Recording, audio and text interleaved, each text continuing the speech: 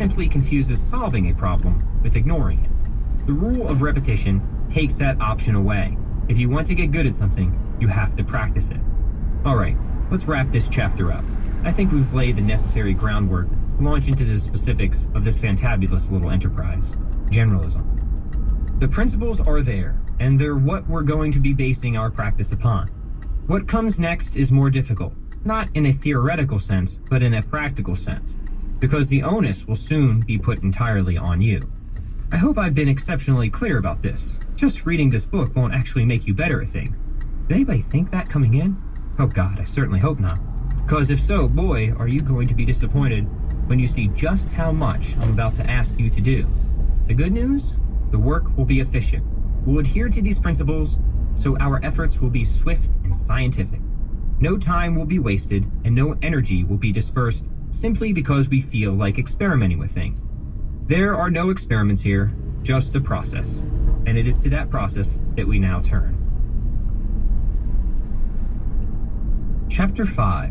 Where to begin? Meta skills. In my house, up in the attic, there's a picture of me from around the 3rd grade. I don't remember having this picture taken, probably because I never wanted it taken, and I don't recall how it got into my house since it's a school portrait that probably my mom should have, hanging above the staircase next to my sister Bridget's. But somehow it found its way onto my desk, and I haven't been able to put it away because for some reason when I look at it, I can't help but feel a certain way about it. Why is that? Is it because I knew this kid would have a somewhat shaky start in life? Not exactly. This isn't about feeling bad for myself. This is about wanting to elevate myself, so if I ever could go back in time, I'd be able to assure this little version of me that everything would turn out more or less okay. Now, a lot of people, some much more successful than me, hang portraits of their heroes on the wall, so it might seem a little perverse, some might even say a little narcissistic, for me to find motivation in staring at a picture of myself. But I look at it only because it serves a purpose.